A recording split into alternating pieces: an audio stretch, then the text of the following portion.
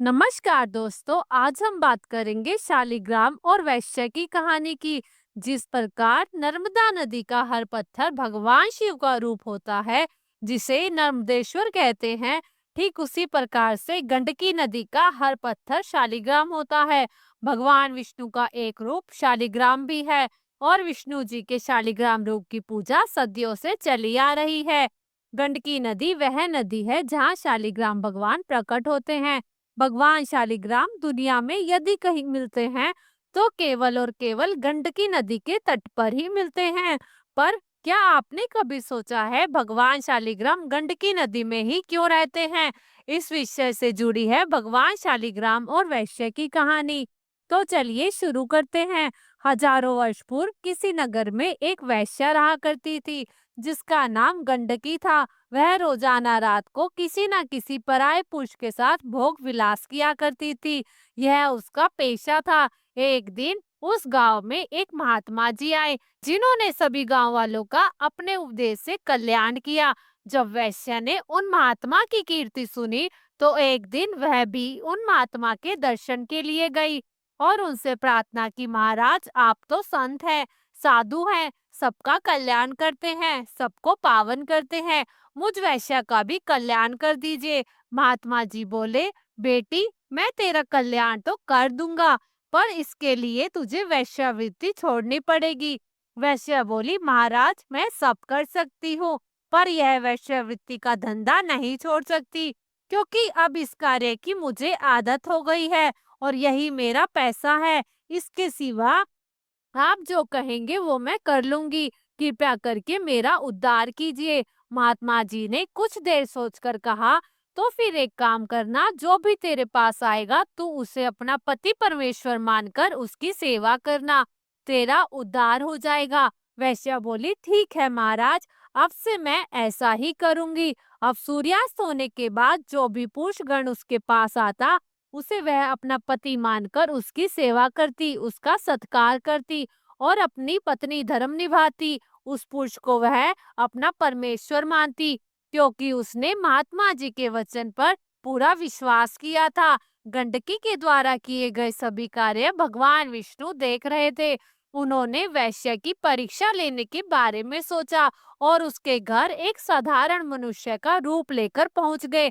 गंडकी ने उनका भी सत्कार किया, उन्हें अपना पति मानकर पूरे मन से सेवा की। भगवान विष्णु गंडकी की सेवा और लगन देख रहे थे कि वह कैसे पत्नी की भांति उनकी सेवा कर रही है और उन्हें अपना पति मान रही है, और गंडकी अपना पति धर्म निभा रही थी। अब भगवान विष्णु ने एक लीला रची और अपना सिर पकड़कर बैठ गए। भगवान विष्णु बोले, पता नहीं सिर दर्द से फटा जा रहा है, बहुत भयंकर पीड़ा हो रही है। गंडकी बोली, अभी मैं वैद्य जी को बुलाकर लाती हूँ, साधारण मनुष्य बने। विष्णु जी बोले, नहीं नहीं गंडकी, तुम मुझे छोड़कर कहीं मत जाओ, मैं तुम्हारे बिना नहीं रह सकता, तुम मेरे पास ही रहो। गंडकी घबरा गई, उसने पूछा, क्या हुआ स्वामी, आपको अचानक क्या हो गया? आपकी तबीयत तो ठीक है। इतनी देर में भगवान ने लीला करते हुए मरने का नाटक किया। गंडकी रोने लगी, उसने सोचा कि यह तो मेरे पति थे, यह इस दुनिया को छोड़ चुके हैं, इनके प्राण निकल चुके हैं, तो मुझे भी इनके साथ सती होना है। गांव वालों को खबर मिली कि वैश्या के घर में कोई पुरुष मर गया है, तो गांव वालों ने अर्थी तैयार की और भगवान को ले जाने लगे। अब गंडकी ने भी 16 श्रृंगार किया और पति की अर्थी के पीछे पीछे चल पड़ी। लोगों ने पूछा, अरे गंडकी, तू हमारे साथ कहाँ जा रही है? चल वापस जा। गंडकी बोली, नहीं नहीं, मैं भी इनके साथ जाऊंगी, यह मेरे पति हैं, इसलिए पत्नी धर्म निभाते हुए मैं इनके साथ सती होना चाहती हूँ। एक व्यक्ति बोला, कैसी पागल है तू, भला वैश्य का भी कोई पति होता है? अरे पागलों जैसी बात मत कर। गांव वाले बातें बनाते हुए अर्थी को चिता पर रख देते हैं। गंडकी अपने पति के साथ ही चिता पर बैठ गई। गंडकी ने मन ही मन भगवान विष्णु से प्रार्थना की, हे प्रभु, मैंने महात्मा जी के वचनों पर विश्वास किया, तब से लेकर आज तक यदि मैंने अपने पति के अलावा किसी भी पुरुष को ना देखा हो तो इसमें स्वयं आग लग जाए। जब भगवान विष्णु ने देखा कि गंडकी उन्हें याद कर रही है और उनसे प्रार्थना कर रही है, तो उन्होंने चमत्कार दिखाया और गंडकी की परीक्षा हेतु चिता में आग उत्पन्न कर दी। जब आग लगी तो भगवान ने एक आंख खोली और देखा कि यह क्या कर रही है। भगवान विष्णु को लगा कि अग्नि की लपेटों से गंडकी घबरा जाएगी और चिता से उठ जाएगी, पर वह तो अपनी आंखें बंद किए अपने पति यानी कि भगवान विष्णु का सर अपनी गोद में रखकर बैठी रही। चिता की आग भयंकर हुई। भगवान समझ गए कि गंडकी का उद्देश्य पक्का है। उसने यदि किसी एक पुरुष को अपना पति मान लिया तो वह उसके प्रति पत्नी धर्म को सच्ची निष्ठा से निभाती है, और आज भी यह वही कर रही है। वह अपने पति के साथ अपने जीवन का त्याग कर रही है। तब भगवान विष्णु प्रकट हुए, अग्नि शांत हो गई। भगवान विष्णु के आशीर्वाद से गंडकी पर अग्नि का कोई असर नहीं हुआ। वह बोले, आंखें खोलो गंडकी, मैं तुम्हारी भक्ति से प्रसन्न हूँ। मैं तुम्हारी परीक्षा ले रहा था, तुम मेरी परीक्षा में सफल रही हो। बोलो तुम्हें क्या चाहिए। गंडकी बोली, प्रभु आपके दर्शन करके मेरा जीवन सफल हो गया।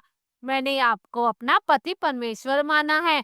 मेरी आपसे विनती है कि जिस तरह से चिता पर मैंने आपके सिर को अपनी गोद में रखा हुआ था, उससे मुझे अपार सुख की अनुभूति हुई। अतः मैं चाहती हूँ कि आप सदा मेरी गोद में रहें और मेरा उद्धार करें। भगवान विष्णु बोले, गंडकी जैसा तुम चाहती हो वैसा ही होगा। अब तुम गंडकी नदी में प्रवर्तित हो जाओ। तुम्हारे जल में मैं शालिग्राम पत्थर के रूप में निवास करूंगा। भगवान विष्णु के आशीर्वाद से गंडकी का शरीर पानी बन गया और नदी की भांति बहने लगा, और वह नदी गंडकी नदी बन गई। भगवान विष्णु ने गंडकी को आशीर्वाद दिया कि वह सदा के लिए अपने शालिग्राम रूप में उसकी गोद में रहेंगे। भगवान विष्णु ने अपने आशीर्वाद से गंडकी का उद्धार किया। प्रेम से बोलिए श्री हरि विष्णु। ऐसे ही और भी रोचक और आध्यात्मिक वीडियो के लिए हमारे चैनल को सब्सक्राइब कर लें। दोस्तों, आपको यह कथा कैसी लगी कृपया कमेंट करके जरूर बताएं। वीडियो पसंद आया हो तो वीडियो को लाइक करें और अपने दोस्तों के साथ शेयर करें, और कमेंट बॉक्स में जय श्री कृष्णा जरूर लिखें। फिर मिलते हैं एक अद्भुत और दिलचस्प वीडियो के साथ। धन्यवाद। जय श्री कृष्णा।